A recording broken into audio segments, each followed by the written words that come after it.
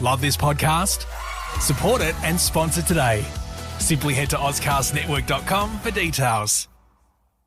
Davo, Tom and Callum here for the podcast. So we're coming with some exclusive content and we're doing it a little bit different today. We're going to talk about some of the crook texts we've received in today's show that, of course, we can't read out on air. Yeah, previously we spoke about some of them that we do receive during the show, and they're pretty shocking. The last one we spoke about was the one that always messages in and calls me a sexy gill. Yeah, always on the regular. He pops up pretty frequently. This morning's two texts we got off separate, different topics were pretty crazy, pretty out there. I mean, I can just jump straight into the first one where the question was, and you'll hear it later come up in the show, what disgusting thing does your partner own? And so this person, lovely, texted in, sometimes, this is a trigger warning, I guess, or something. It's pretty foul. Filthy.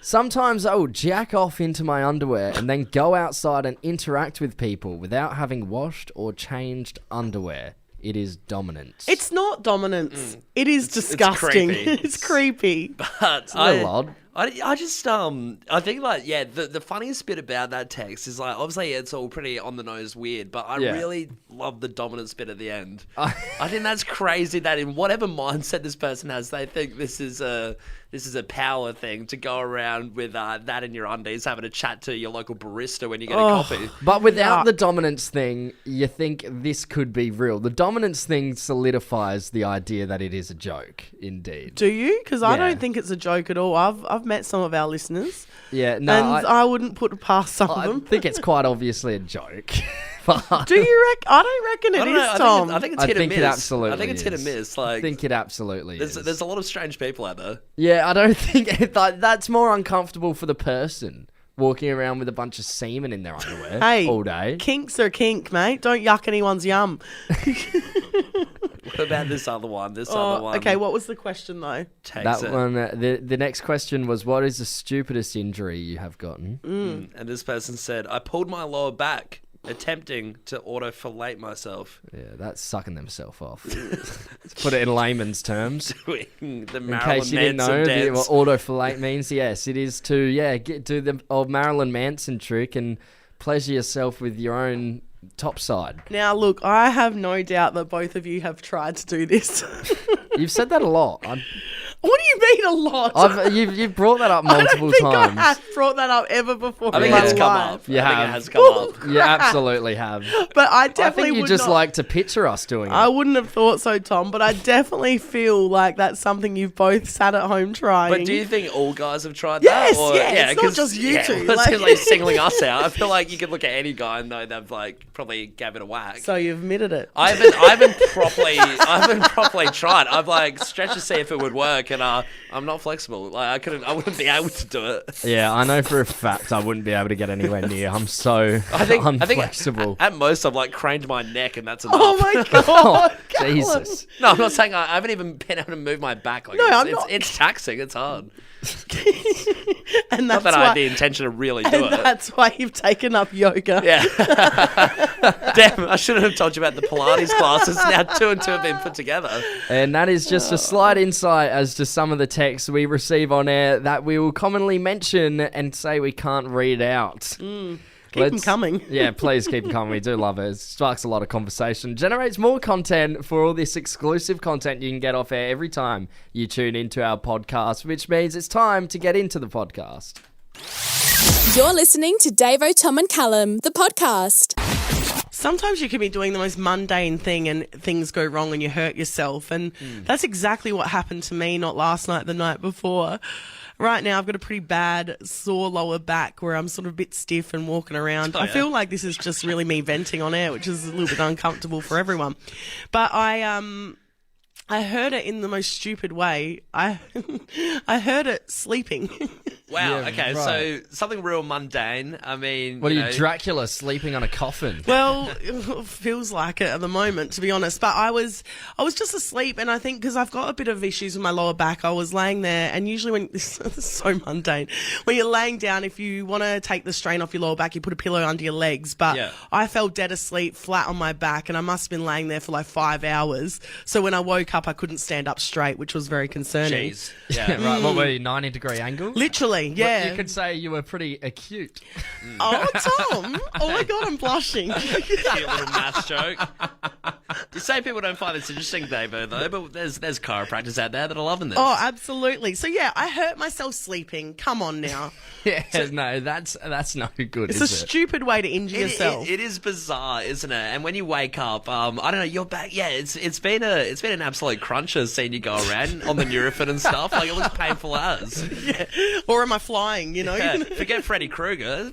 Doing that to your back in the sleep is more terrifying. What's your stupidest injury? I mean, it can be stupid for all different reasons. I guess yours is stupid because it's so mundane and shouldn't happen in your sleep. I mean, Tom, you had a bit of a stupid injury on a different scale. It was a very stupid injury. Yeah, it was. I was at a house party and there was a stripper pole about, and well, as I inverted myself, I slipped down that pole and did my AC joint in my shoulder. Yeah. Just before the start of the footy season. I think it was our boss, Sophie, as well, was telling us the other day that one of her friends yawned and, like, broke her jaw. Like, dismantled her jaw from yawning or something. And then we had the cooler that called up and told us they displaced a rib by sneezing. Yeah. So coughing, sneezing, yawning, and can all contribute to injury, and it is as stupid as it is mundane. What's your stupidest injury, Adelaide? It doesn't have to be about you either. It could be someone you know did a stupid injury. Hey, we have got Sam from Albert Park on the line. Sam, good morning, mate. What's your stupidest injury?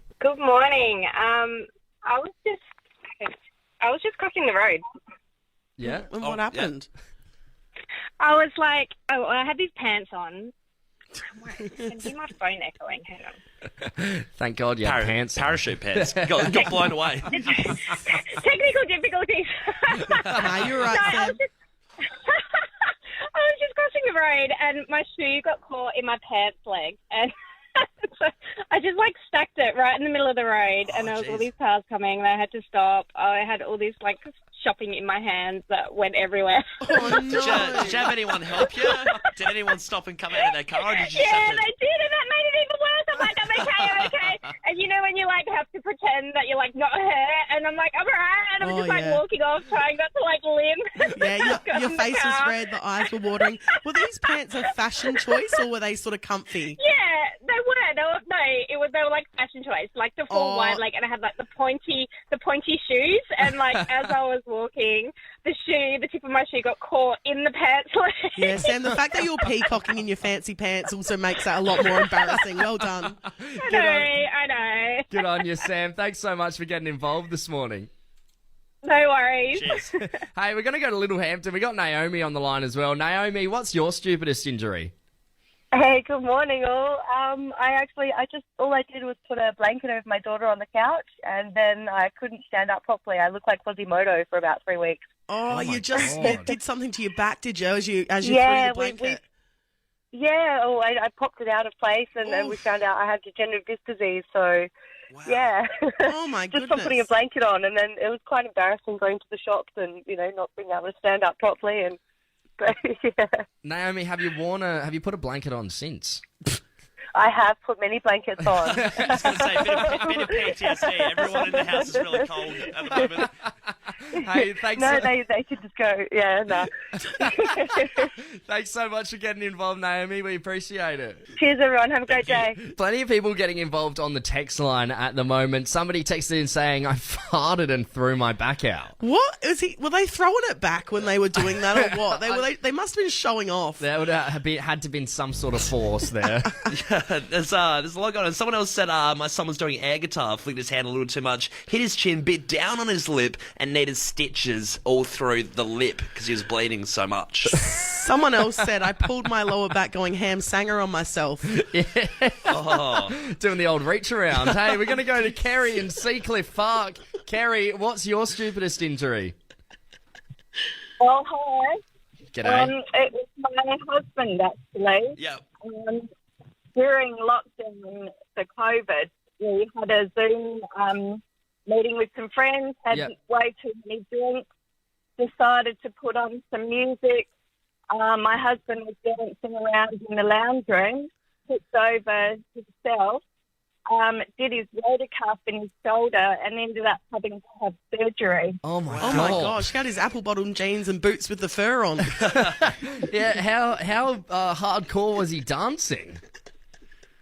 Well, I nipped out of the room to change the track, so I didn't actually see it. When I came back in, he was just laying on the floor and couldn't get up. Kerry's live from Seacliff Park, but I reckon she's in the ocean, Seacliff Beach. Kerry, thanks so much for getting involved. That is an insane injury. Yeah, it took him a while to recover, that's for sure. Oh, poor thing. And he's better now, though, isn't he?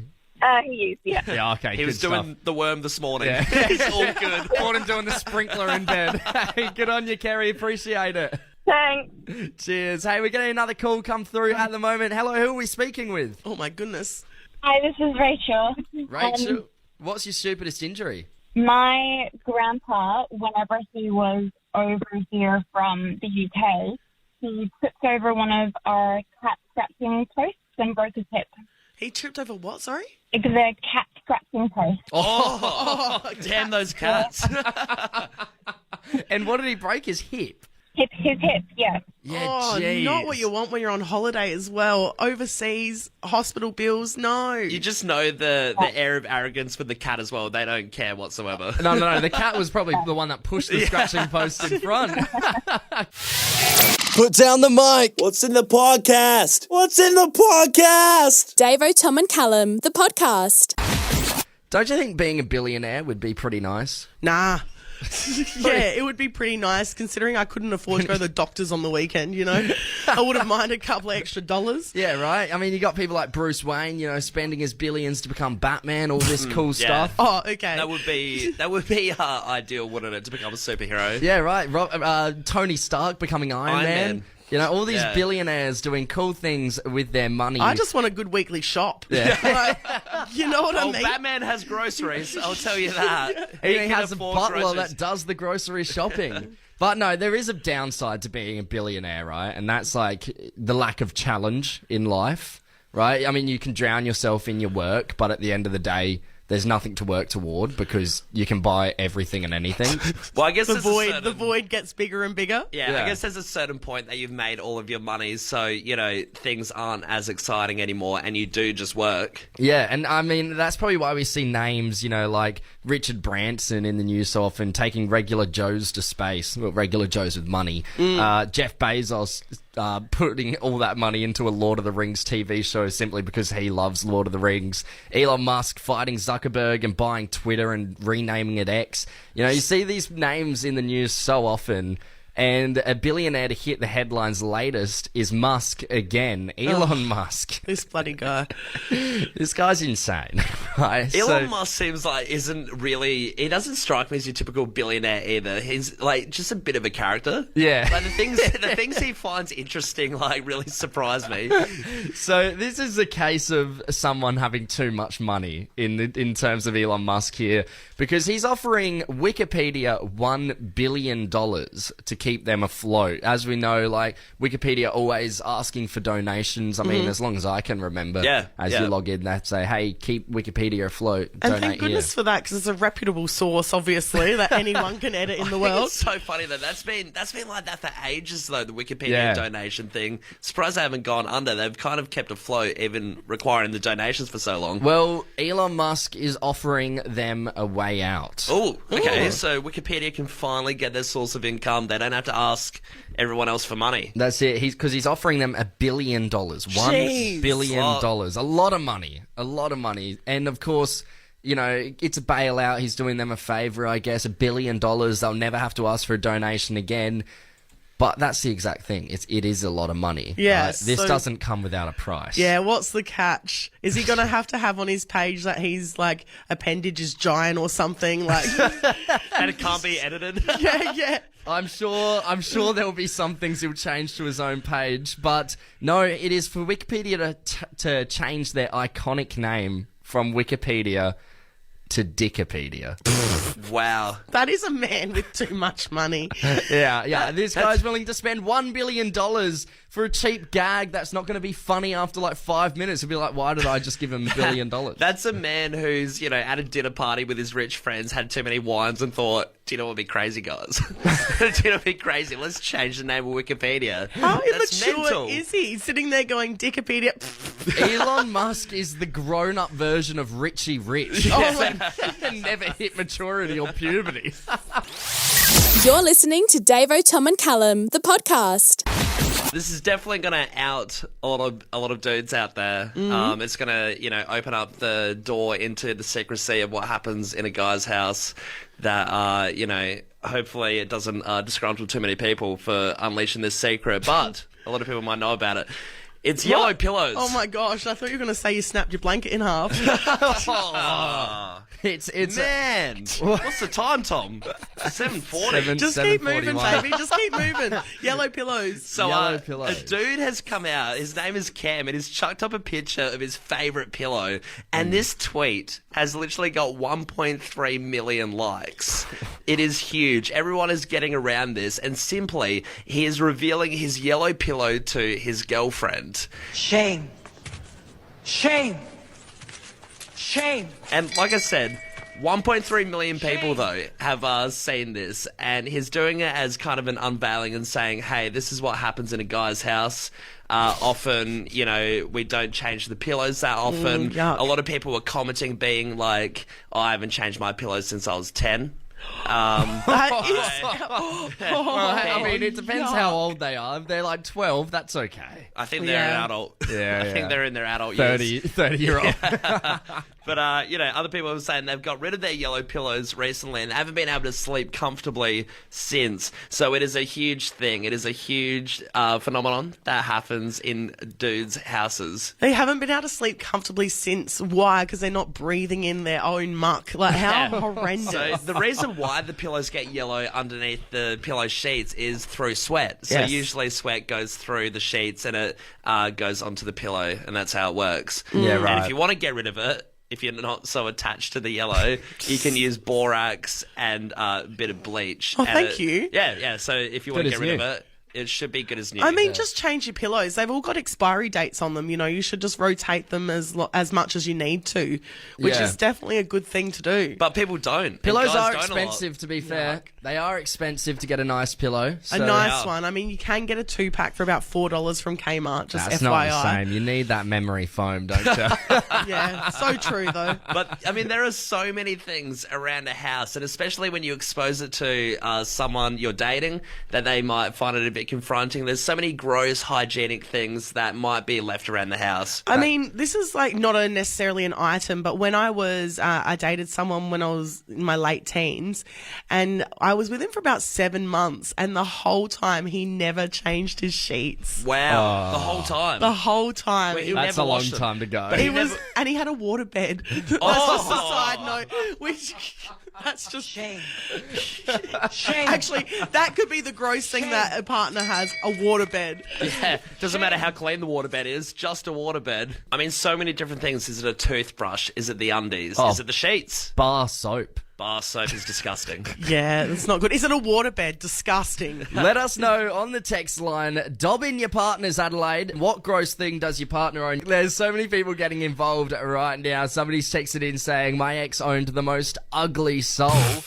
Glad she didn't leave it behind when she left. Good. Oh dear. Thanks for getting involved. I like the creativity though, to be honest. Someone else texted and said, my partner still uses a sock to a favourite sock. I tell him all the time, you're an adult now, use a tissue. Yuck. Awesome damn toilet paper. Let's keep it moving. Hey, let's head over to North Haven. We got Bianca on the line. Bianca, what's the gross thing your partner owns? Hankies. He still uses hankies and puts them in the washing machine. Right, is he a bit of an environmentalist against the tissues, or? A bit of an old man, I think. Does the hanky get a mix in the washer with your clothes, or do you strictly make it just all of his stuff? Yeah, just all his stuff. But I mean, how sexy is it when he comes home with a hanky hanging out his pocket? How gorgeous. Yeah, turns me on. Does it? Good on you, Bianca. Thanks for getting involved. Thank you. Cheers. Hey, Amy in Mowbray Heights, what's the gross thing your partner owns? According to him, it's me. Oh, I don't believe that. It's Not at probably all. him. Look, no, we have a house together, and the house is always really clean, but I can't get past having a teenager's bedroom. Oh, yeah, the messy room. It's a bit of a bombshell gone off in there. Yeah, look, and just on my side, Yeah. Is he a clean freak or what's the go? if he was the clean freak, then he would be cleaning that side. That's my theory. Hey. All right. I get older. The Davo, Tom, and Callum podcast stays the same age. Ooh, baby, we're talking Tinder. Have you guys ever been told, you don't know what's good for you or that you always choose the wrong person? Sometimes, yeah. Well, this new feature on Tinder might be for you boys. And it's called Tinder Matchmaker. And what they're trying to do, and they're sort of angling it to allow people that are important in your life to sort of help you choose some Tinder matches. Right. They're sort of saying, hey, get your mum and dad involved and they can have a look through your potential matches and choose who is suitable for their child. Wow. Okay, so That's such a weird one because Tinder is, it's a pretty vain, dating app, isn't it? You're more so looking at the pictures before you get to know them. Oh, Yeah. 100%. So I don't want my parents picking out potential candidates. it's such a strange concept, isn't it? What You your mum really- finds hot. They're all guys and they're all 60 years old, mum. And why do they look like dad? But it's such a weird thing. What if what if they have access to the messages as well or something? Who knows where this feature is going to go? Well, I'll tell you. So basically, this session, you can start a Tinder matchmaker session from a profile card within the app, and then basically you can send the unique link up to 15 friends or family in a 24-hour period, and basically they can log into Tinder and swipe for you. Wow. And they basically can send off recommendations if they reckon it's good. This is going to cop so much backlash. Imagine the parents that will do this, right? And then getting caught on Tinder no, it's my son's. I swear. Okay. So so they can't take it further. So they can't do chats or messages. Yeah, but just swiping's enough incriminating evidence. Yeah, you're saying being caught just on the swipe and you're hey, I'm actually doing my child's Tinder. But Imagine your older sibling who's married helping you out and then getting caught freshly married. That's not a good start to a relationship. What type of girl do you reckon your parents would try and swipe on for you guys? Because I can tell you right now, Callum, it certainly wouldn't be any of your goth girls. Nah, I'm going to be the complete opposite, maybe Christian. A lovely lady named Joanne. Someone that doesn't defy Jesus. I don't know. Doesn't drink. You're listening to Davo, Tom and Callum, the podcast.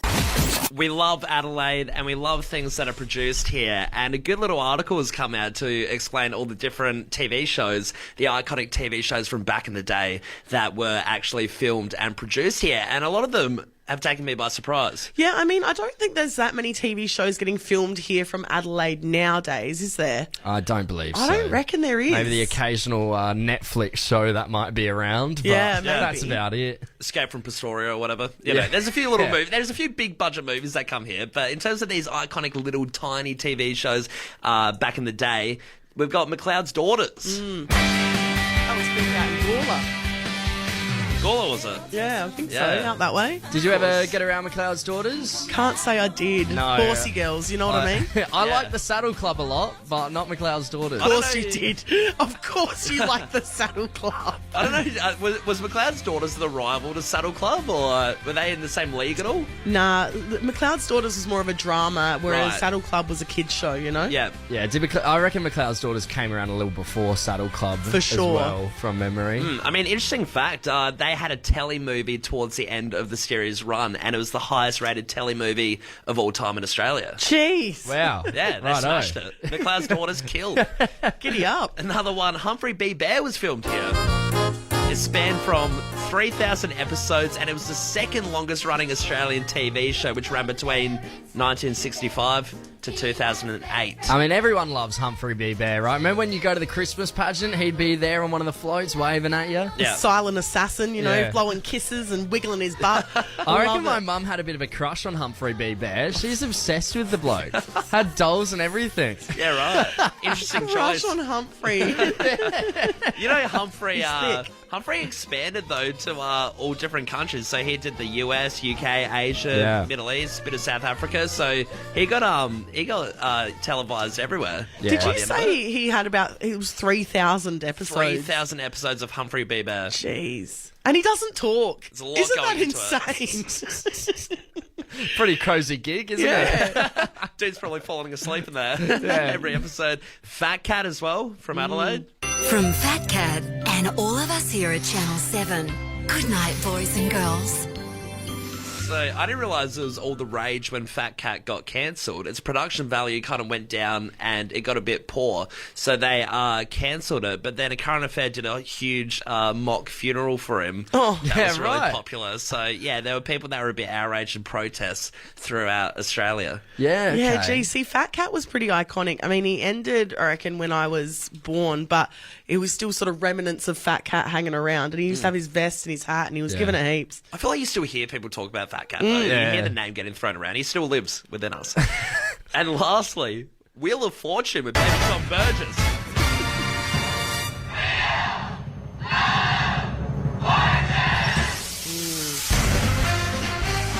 Huge. I had no idea Wheel of Fortune was filmed here in Adelaide. Yeah, it's big, hey.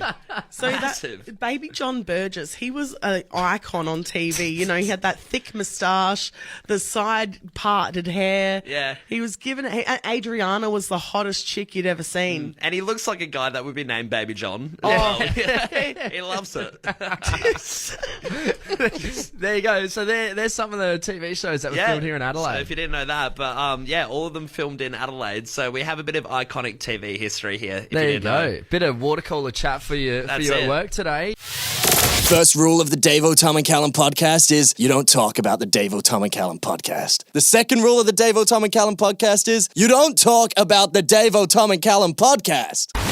So we're heading over to the UK for this next chat because in Cambridgeshire lives a 14-year-old cat named Bella, and she's a world record holder for the loudest purr. Now, her owner, Nicole Spink, was sitting with Bella one day and thought, bloody hell, Bella's loud, isn't it?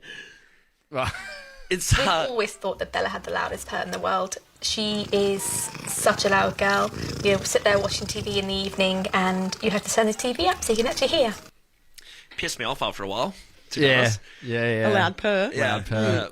Your cats already annoy you with your with their literally, meowing. and they're moderate purrers as well. They're not even on the Richter scale of this. What if cat. one of them did have a world record though? Would you give him a little bit of leeway? Oh, I would become its manager in a short amount of time. I would throw away all my angst and use it to. I would exploit that cat for all the money I could. I mean, I know that, they're saying that this cat's got the loudest purr, but what in Nicole's mind, she's sitting there with her cat thinking, nah, this is a world record.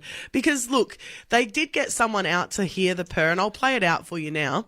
I can now confirm. No, the purr.